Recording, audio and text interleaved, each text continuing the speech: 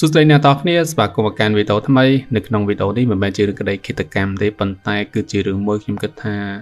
នៅពេលដែលអ្នកទាំងអស់គ្នាស្ដាប់ទៅគឺអាចបានជាប្រយោជន៍មួយយើងនឹងស្រាប់ឲ្យសម័យបច្ចេកវិទ្យាពិតជាមានឥទ្ធិពលលើខ្លួនយើងតែម្ដងសពថ្ងៃនេះមិនថាជាយើងក៏ដូចជាសង្គមជុំវិញខ្លួនយើងហើយល្អអាក្រក់គឺវាដើរទន្ទឹមគ្នាទេស៊ីសងលើយើងថាតើយើងប្រើវាទៅជាលក្ខណៈបែបណាជាល្អឬមួយក៏អាក្រក់ជារឿងក្តីមួយនេះចឹងគឺធ្វើឲ្យគេភ្ញាក់ផ្អើលខ្លាំងមែនទែនគឺវាបានកើនឡើងការពីថ្ងៃទី24ខែវិច្ឆិកាឆ្នាំ2025គឺការពីប្រហែលថ្ងៃមុនណាតុលាការនៃប្រទេសកូរ៉េខាងត្បូងគឺបានកាត់ទោសទៅលើបុរសវ័យ33ឆ្នាំម្នាក់ដែលគេស្គាល់ឈ្មោះថាគីមណុកវ៉ាន់ឲ្យជាប់គុកអស់មួយជីវិត5បទចោទប្រកាន់ពីបទកេងប្រវ័ញ្ចផ្លូវភេទតាមប្រព័ន្ធអ៊ីនធឺណិតក៏ដូចជាការរំលោភរាងកាយទៅលើជនរងគ្រោះប្រហែលជាខ្ទង់261នាក់ហើយនៅក្នុងនោះគឺមានក្មេងស្រីជានេតិជនប្រហែលជាខ្ទង់10នាក់ជាងផងដែរតើគាត់អាចធ្វើវាបានដោយរបៀបណាគឺរឿងបែបនេះឯងអ្នកទាំងអស់គ្នា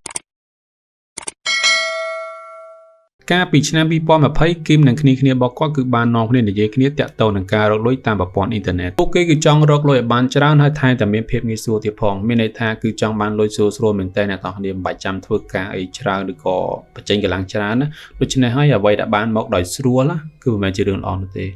គឺពួកគេបានគិតថានឹងធ្វើរឿងមួយគឺតាក់ទងនឹងការកេងប្រវ័ញ្ចតាមប្រព័ន្ធអ៊ីនធឺណិតពេលដែលគីមនិងគ្នារបស់គាត់ធ្វើដំបូងគឺតាក់ទងនឹងការ research ទៅលើនរណាម្នាក់ដែលចូលចិត្តការលេងលក្ខណៈគេហៅថា high soul ឬក៏បច្ចេកអញ្ចឹងអ្នកទាំងគ្នាលក្ខណៈថាស្រីស្អាតពណ៌ស្អាតអញ្ចឹងណាអញ្ចឹងទៅនៅពេលហ្នឹងពួកគេបានដាក់ target ទៅកាន់ស្រីស្អាតច្រើនជាងគេពួកគេគឺបានប្រើ account ពិតប្រាកដនិងមនុស្សពិតប្រាកដមានន័យថានៅពេលដែលឆាតទៅគេឬក៏និយាយគ្នា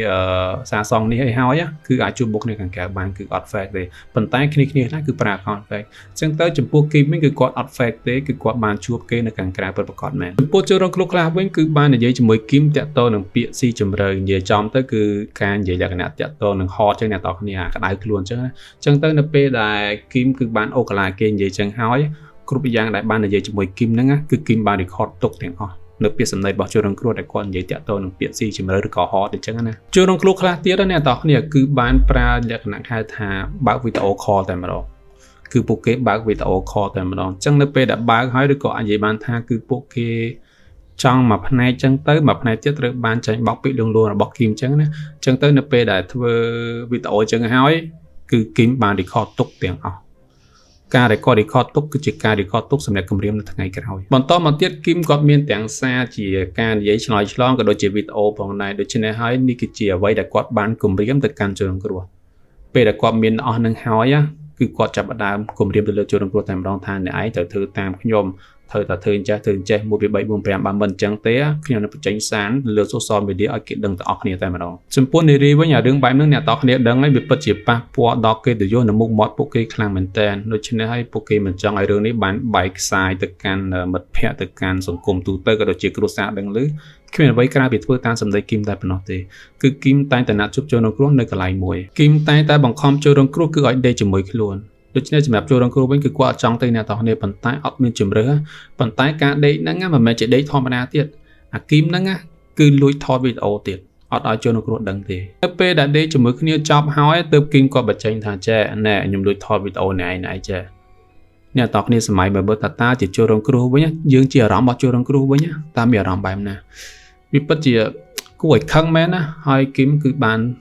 គេហៅថាគម្រាមទៅលើជនរងគ្រោះថែមម្ដងទៀតគាត់ថាគាត់នឹងយកវីដេអូទៅលក់ទៅឲ្យអ្នកផ្សេងឬក៏ចែកចាយគាត់ច្រើនជាងនឹងទៀតប្រសិនបើអ្នកឯងមកធ្វើតាមសម្ដីខ្ញុំ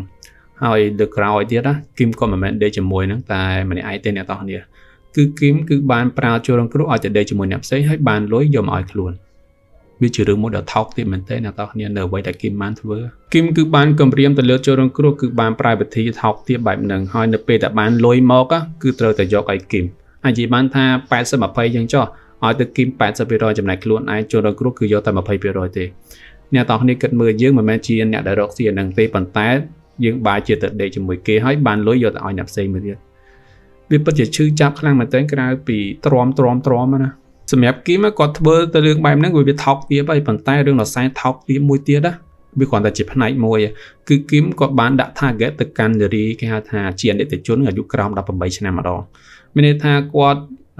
ឆាតញ៉ាយគេដេតគេចឹងហើយក៏បានលបួងគេហើយអ្នកទាំងនេះដឹងនៅពេលដែល គាត់នៅអាយុតិចគាត់អាចចាញ់ពាក្យសម្ដីបោកលួងលោមគេអញ្ចឹងទៅនៅពេលដែលចាញ់បោកសម្ដីរបស់គីមនឹងហើយក៏បានខ្លាចជាជនរងគ្រោះបន្តទៀតគីមក៏បានធ្វើអំពើដ៏ថោកទាបបែបហ្នឹងទៅកាន់អនិច្ចជនហើយគឺគាត់ធ្វើដោយមុនអញ្ចឹងគឺលួចថតវីដេអូនិងបានយកវីដេអូទៅលក់ចែកចាយទៅកាន់ dark web ឬក៏អ្នកដែលស្គាល់គ្នាច្រើនអញ្ចឹងណាហើយថែមទាំងគម្រាមទៅកាន់អនិច្ចជនមួយហ្នឹងឲ្យទៅដេកជាមួយអ្នកផ្សេងដើម្បីយកលុយមកឲ្យខ្លួនទៀតផងនៅក្នុងក្រុមរបស់គីមហ្នឹងគឺមានគ្នាប្រហែលជាខ្ទង់10នាក់ជាងហើយចំពោះគីមគាត់គឺជាមេក្រុមគេតែម្ដងហើយបន្តមកទៀតអ្វីដែលគាត់តែងតែប្រើលើ social media ក្នុងការបោកបញ្ឆោតទៅកាន់ជនរងគ្រោះហ្នឹងគឺគាត់តែងតែប្រើ Telegram និង IG គីមក៏បានប្រែក្លាយខ្លួនទៅជាអ្នកបោកប្រាស់ដ៏មានឥទ្ធិពលបំផុតគេហៅថាជាលក្ខណៈគេហៅថាកេងប្រវាញ់ពីរ៉ាមីតអ្នកទាំងគ្នាដឹងហើយប្រព័ន្ធពីរ៉ាមីតដែលគេរកស៊ីហ្នឹងអ្នកដែលខាងលើគេបំផុតគឺទទួលបានផលច្រើនជាងគេអញ្ចឹងគីមក៏បានប្រើគ្នាគាត់ឲ្យរកលុយតាមក្រុមតរហូតគឺការបោកបញ្ឆោតទៅលើជនរងគ្រោះដែលជានារីត្រូវតែរកលុយទៅឲ្យក្រុមរបស់គេជាដាច់ខាតមានន័យថាទៅគេជាមួយគេក៏បានទៅធ្វើអីទៅបានដែរឲ្យតែបានលុយឬក៏ធ្វើតាមសម្ដីរបស់ពួកក្រុមពួកគេបើមិនអញ្ចឹងទេគេនឹងបញ្ចេញជាលក្ខណៈវីដេអូក៏ដូចជាឆាតដែលបាននិយាយមួយគ្នាអញ្ចឹងណាទៅកាន់ social media ក៏ដូចជាគ្រួសាររបស់ជនរងគ្រោះផងដែរគីមនិងគ្នារបស់គាត់គឺបានធ្វើរឿងមួយហ្នឹងគឺអស់ច្រើនឆ្នាំមែនទែនតាំងពី2020មកដល់2025គឺច្រើនឆ្នាំដែរអ្នកទាំងគ្នាសំណួរសួរថាតើមានតែគេប្តឹងគាត់ឬក៏ចាប់គាត់ទេរឿងរ៉ាវក៏វាបែបនេះឯងអ្នកទាំងគ្នាក្នុងការចាប់ខ្លួនគាត់តាមពិតទៅច្រើនឆ្នាំហើយគឺអត់មានតែគេប្តឹងគាត់ពិតប្រាកដមែនប៉ុន្តែកាលពីចុងឆ្នាំ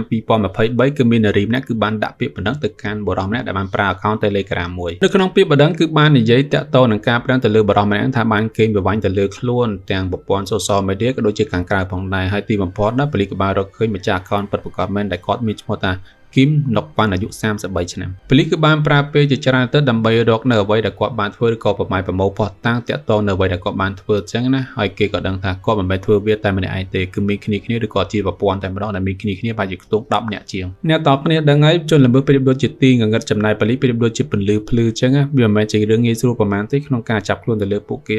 ប៉ុន្តែច្បាប់ធម្មជាតិពិតជាមានពិតប្រាកដមែនដើមដើម្បីគឺបានផ្លាយនឹងគ្រាន់តែមុនហើយក្រោយតែប៉ុណ្ណោះបំផុតប៉ូលីសក៏ទទួលបានតម្រុយនឹងព័ត៌មានជាច្រើនតាក់ទងនឹងគីមនិងគ្នាគាត់ផងដែរហើយចំពោះទីតាំងដែលគីមនិងគ្នារបស់គាត់ធ្វើការក៏ប៉ូលីសកំណត់អត្តសញ្ញាណបានផងដែរនៅថ្ងៃទី14ខែមករាឆ្នាំ2025ប៉ូលីសគឺបានឆ្មក់ចូលនៅទីតាំងអគារមួយកន្លែងគេក៏បានគាត់ខ្លួនមនុស្សប្រហែលជាខ្ទង់10នាក់ជាងនៅក្នុងនោះក៏មានមេខ្លោងគេដែលមានឈ្មោះថាគីមណុកវ៉ាន់នៅទីនោះផងដែរនៅក្នុងការសាកសួរប៉ូលីសគឺបានបង្ហាញភស្តុតាងជាច្រើននៅអ្វីដែលគីមបានធ្វើហើយជប់បីជាគីមក៏បានព្យាយាមបដិសេធយ៉ាងណាក៏ដោយក៏មានប្រយោជន៍ដែរទីបំផុតគីមក៏បានយល់ព្រមសារភាពនៅអ្វីដែលខ្លួនបានធ្វើទាំងអស់សាវនាការកាត់ក្រីទៅលើគីមក៏ដូចជាគ្នារបស់គាត់គឺអូបឡាជាច្រើនខែរហូតដល់ថ្ងៃទី24ខែវិច្ឆិកាឆ្នាំ2025តុលាការគឺបានរកឃើញថាគីមនិងគ្នារបស់គាត់មានពិរុទ្ធតាក់ទងនឹងការកេងប្រវ័ញ្ចតាមប្រព័ន្ធអ៊ីនធឺណិតក៏ដូចជាការរំលោភរាងកាយទៅលើអនិច្ចជនផងដែរហើយទីបំផុតតុលាការក៏បានប្រកាសសារក្រមថាដាក់ទោសគីមណុកវ៉ាន់ឲ្យជាប់គុកអស់មួយជីវិតហើយចំណែកគ្នារបស់គាត់វិញគឺជាប់តែប្រហែលឆ្នាំទេអ្នកទាំងគ្នាដោយសារតែពួកគាត់គឺបានទៅបំពេញទៅលើអនិច្ចជននោះទេរឿងមួយនេះវាពិតជាកើតឡើងច្រើនមែនទែនអ្នកទាំងនេះមិនថាជានៅក្នុងប្រទេសយើងក៏ដូចជា worldwide គឺវាបានកើតឡើងច្រើនមែនទែនហើយប្រយ័ត្នប្រយែងមែនទែនរឿងហ្នឹងហើយអ្នកទាំងនេះដឹងហើយប្រព័ន្ធ social media វាពិតជាមានឥទ្ធិពលលើយើងផងក៏ដូចជាសង្គមយើងផងដែរអញ្ចឹងបើយើងប្រើវាក្នុងផ្លូវល្អគឺវាល្អប៉ុន្តែបើយើងប្រើវាក្នុងផ្លូវអាក្រក់គឺវាអាក្រក់ហ្នឹងឯង